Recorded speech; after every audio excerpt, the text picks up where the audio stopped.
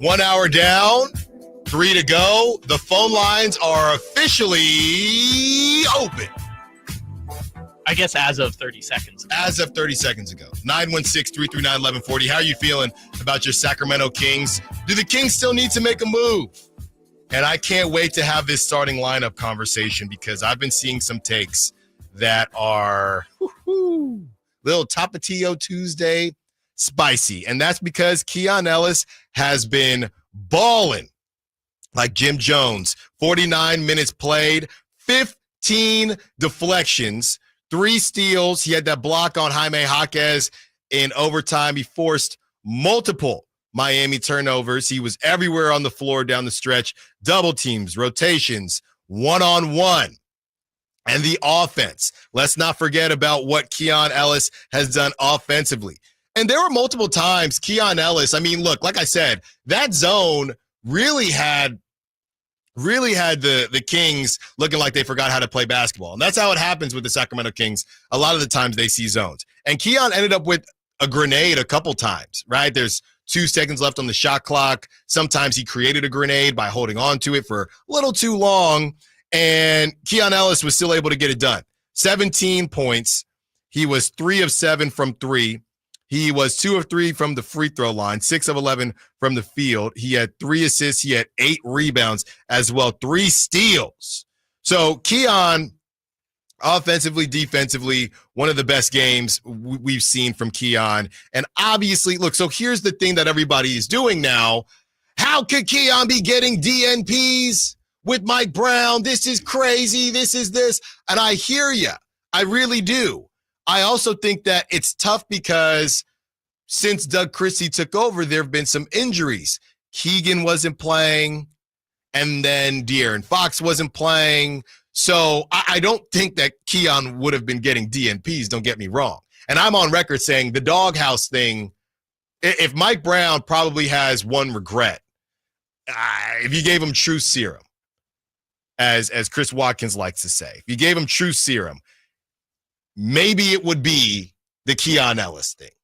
Because Kyle Shanahan with Brandon Ayuk a couple years ago and young receivers, the doghouse thing, a little bit more understandable because of how the Niners win and they have so many weapons. And Kyle wants you to go through this process, right? And the Niners, they haven't won yet, but they go to Super Bowls under Kyle Shanahan. They're in NFC championships. So it's a little bit different.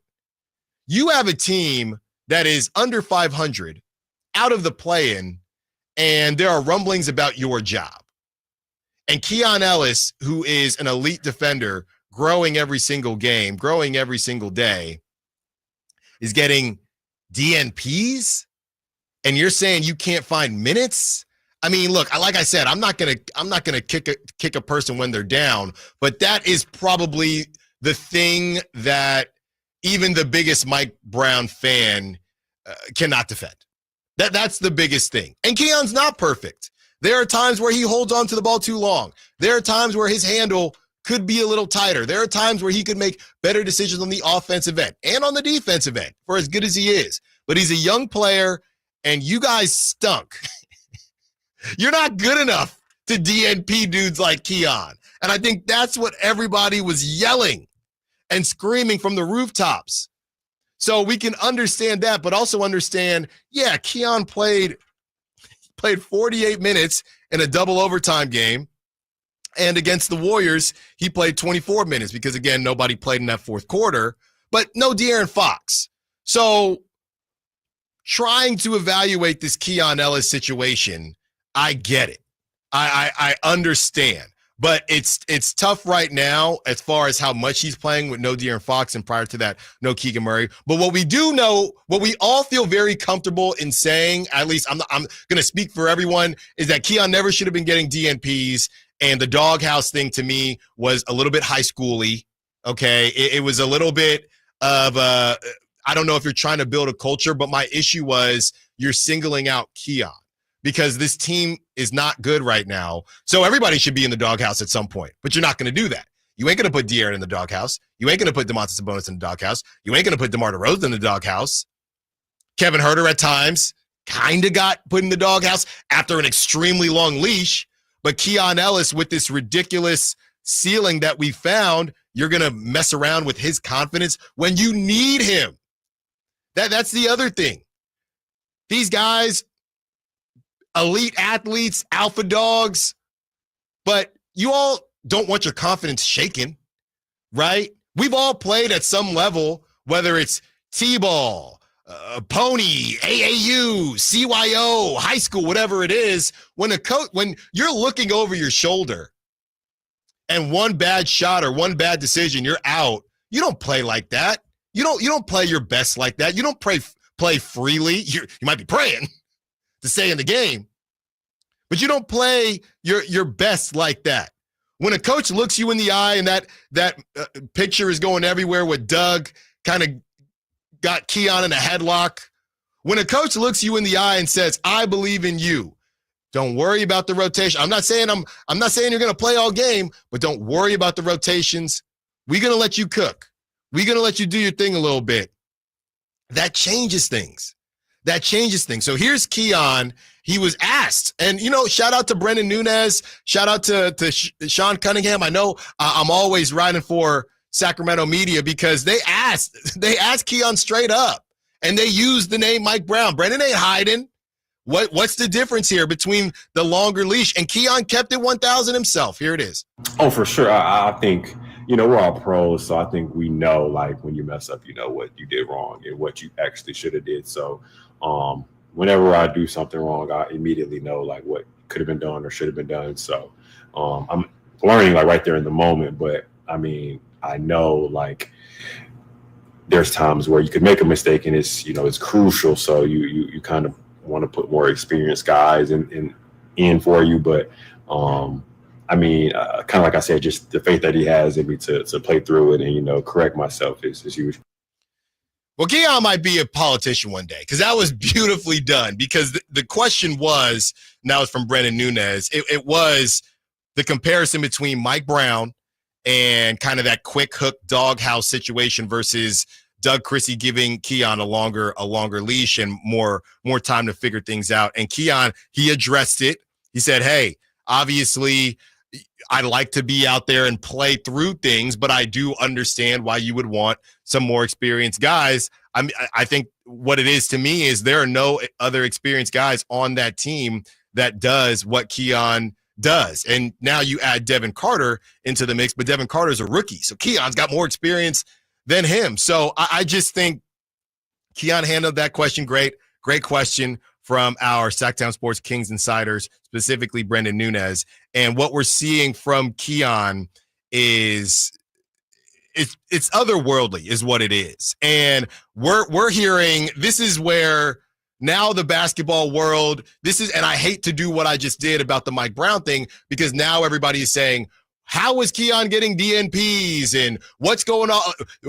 Sacramento is just keeping this secret because let's not forget what Keon did in the play-in game. So now everybody is jumping on the Keon bandwagon, and in a way, Mike Brown is having a tough go of it. But some of it's tough to defend when you were a team staring the 12. Can I even say 12 seed? That's not even a seed. You're just 12th. Is it 12th in the Western Conference? You're just 12th. You don't get a seed. You don't get the seed at the end if you're not in the play-in. There's so no it's seed seeds there. if you're in the playoffs. Otherwise, you're in 12th place. You're just 12th. You're 12th in the West, 4 or 5 games under 500, and you're trying to teach lessons. It's just not the time. I joke about this all the time.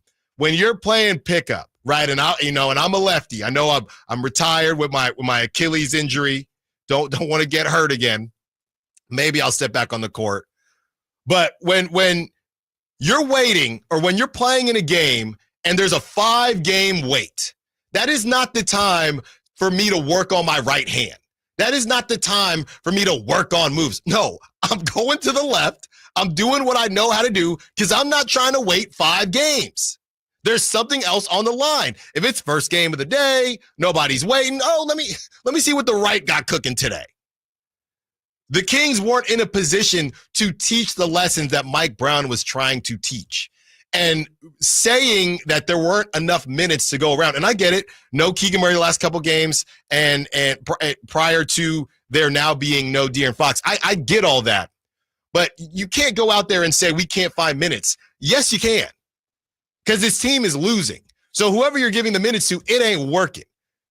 Boston Celtics can say, oh, we can't get Peyton Pritchard in here. We just can't find the minutes. And Peyton's in the rotation, but somebody like that, right? Neemias Queta. We just can't find minutes for Neemias Queta. We're the best team in the league. That makes sense. Guys like that. I know Aaron Wiggins been playing for the Thunder, but guys like that. Oh, we can't find any playing time for these guys. We're the number one team in the West, but you're the 12th seed. You're the 12th place in the West, and you can't find time. You can find time for everybody. Like I said, you can rotate everybody. Literally everyone got a chance. Literally. So now you have Keon Ellis playing with this ridiculous level of confidence. You have what he's become defensively or continuing to become. You have him offensively. Let's not sleep on Keon's midi as well. Keon, his mid-range, he's a shooter. If you are new to the Keon Ellis story, the way he tells it is that when he showed up at Alabama, Keon Ellis was a scorer.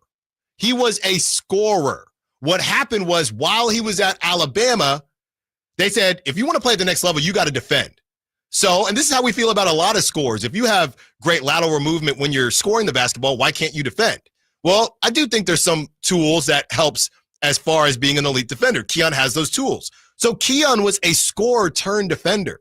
So at Alabama, he was a scorer. Then he started to pick up the defensive side of things when obviously he knew he wanted to play at the next level, and he became an elite defender. But Keon's not one of those guys that could never shoot the basketball and always was a good defender, and now he's learning the offense is coming. No, it's the other way around. Keon was a scorer historically, and now this defensive side of things is showing up in a huge way.